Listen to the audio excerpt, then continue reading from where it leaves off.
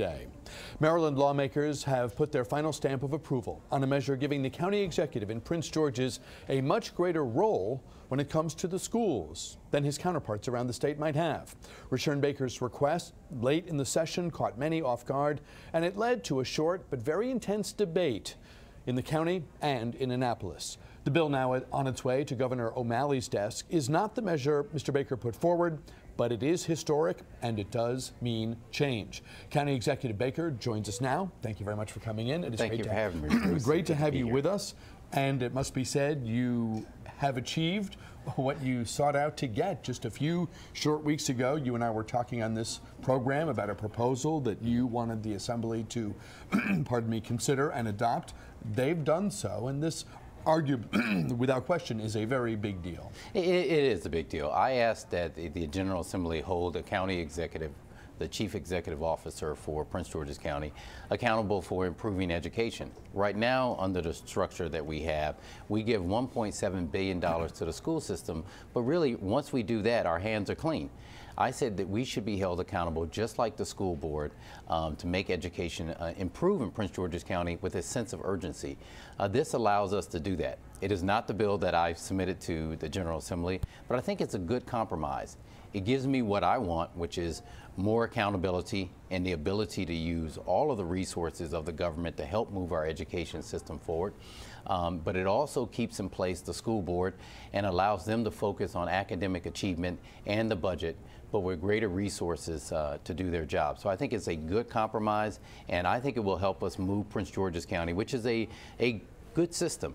You know, my three children, my wife and I, three children, went through that school system. My youngest just graduated a year ago, so I know it very well. We do some good things in Prince George's County. We just don't do it everywhere, and this will give us the ability to do that. There was the bill you put, pardon me, pardon me. There was the bill you put forward. It got amended during the course of the legislative process, which you know so well from your time in the Assembly and as a leader in the Assembly. So the original proposal, sort of intervening iterations of the bill, and the final proposal. Talk about the one that matters, the one that's on its way to Governor O'Malley's desk and that he will sign into law.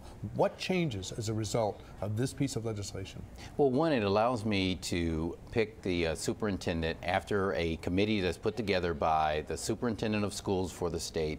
The governor will have two selections on that, three-person panel. We'll interview candidates and find us the best the best three people out there that can be superintendent for Prince George's County. Those names will come to me.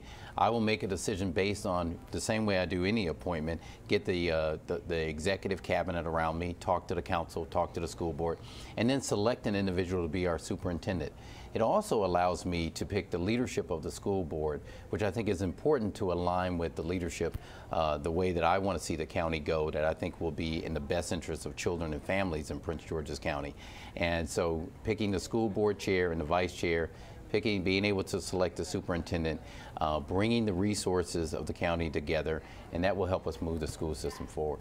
Why are you limited, as you set out now and perhaps in the future, and your successors in office, why must you choose from a small group of people who've been pre-screened? Why can't you just say, as you would for a transportation director, a finance chief, any other person in the cabinet, and the CEO will essentially be a cabinet member going forward? Why can't you just say, hey, any human on the planet I deem best, that's who I'm asking, and that's why hope comes? It's called the legislative process.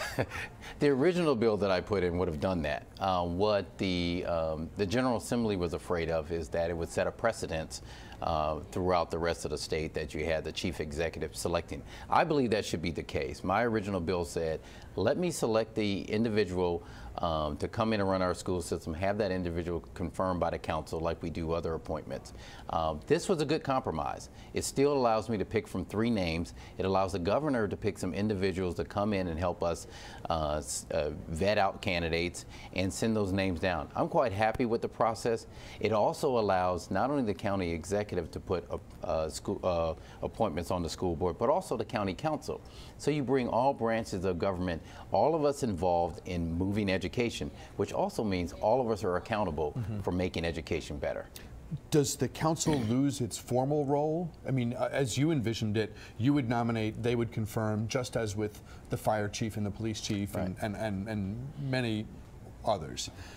Do they lose that in the compromise process? Well, they don't get what, and just like I didn't get all of that I wanted in there, but I think it gives the council a greater role. Certainly they have a pick on the school board. We still have the budget that we have to put together and approve that the school board sends to us, or the school system sends to us. Certainly in the selection of a superintendent, I want to make sure that we include, the council feedback. Just like I want to make sure we include the school board members' feedback, that we look in there. And so we're all tied into making Prince George's County better. And that's really what I wanted from the very beginning. The CEO will have you as a boss. How will that impact what happens in the classroom? How will it move forward what everyone wants? That bar of classroom achievement and of each young person in the county reaching their fullest potential. Well, let me just correct a couple of things. One, the CEO will still report to the school system. I will select that person, but the school board will still be responsible for managing that person. But what it allows me to do is to help the CEO that we choose to come in and focus on, help them with the day-to-day operations. So where there is synergy between the county and the school system, where we can actually save dollars for the school system that they then could direct directly into the classroom, we can do that. It also helps So us, like in the transportation or procurement area? Transportation, procurement, other areas, we run the biggest bus lot there is in our school system. There are areas where there is cooperation and synergy. We have a big initiative that you know about, is our Transforming Neighborhoods initiative, where we focus on those 6 areas in Prince George's County that have the most needs. Well, there are also schools in those areas that need attention. This will allow us to align our priorities together, so we're making a change. Are you worried that the CEO will not be your subordinate the way every other, I mean, if I hear you correctly, and I think we're all trying to figure out exactly kind of how this thing lines up, but as I hear, trying to listen to what you're saying, you've got a finance chief, you've got a police chief, right, transportation, board of public works, Right. They answer when they look at their cell phone and it says the county executive, they answer. That's and the right. moment they lose your favor, the moment any of these people falls out of, you make the conclusion they're not doing it, they're not cutting it. There's someone better out there I could have in that seat than the person I have there now. It means they're constantly thinking, what do I need to do to keep this guy happy, keep this guy on my side? Sure. Are you concerned that the school CEO is not going to have that sense of allegiance, of being one with your goals, because they've got the school board that they're a little more tightly tied to? Well, no, I'm not concerned about that because you remember in this scenario, I not only get to select the superintendent, who should be someone that understands the philosophy I want to see the county move in, understands the sense of urgency I have, but I also get to select the chair and vice chair of the school board, which is the leadership. So if I'm doing all that, and I think if the General Assembly says, listen, we're giving you something we haven't given anyone else in the state, and you're telling us you can't get the job done with those tools, that you don't know how to bring people together and get them and make the right selection. So I think they're giving me the tools I need. But most importantly, and this is the main thing, they're giving me the ability to say to voters out there who think I'm accountable for education, that I actually, come June 1, I will be accountable for education. If it does not improve, you know exactly where to go. I take it that the acting superintendent will soon have someone new. What do you do now as you begin to acquire this new power and think about who the first superintendent or CEO should be? What happens beginning this week and leading up to June 1? Immediately I've reached out to Dr. Crawley, who has had great stewardship right now in terms of moving the school, working in the school, the interim superintendent. Certainly Gina Jacobs, who's the chair of the school board, bringing them, a meeting with them about how we move forward under this new scenario. The council, which has an expanded role. And so we'll begin to see what the transformation looks like.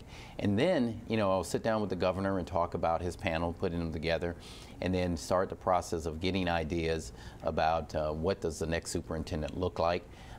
You know, the good thing is that the school board has already started a process of looking at candidates. We certainly want to look at those candidates that they've interviewed before.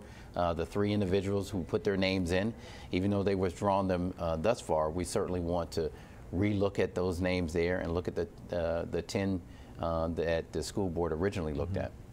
I'm guessing you want to have someone in place early in the summer so that they have the summer, right, and there's readiness on day one of the new year, 13-14. Right. Ideally, what I'd like to have is someone in place at the start of the school year. But what I'm not going to do is just make a quick pick. I'm going to make sure, one, that we're going to work on the structure over there, but we're also going to make sure we pick the right persons that's going to be here for a while. Talking with Prince George's County Executive Rushern Baker. A break. Back with more News Talk in a moment.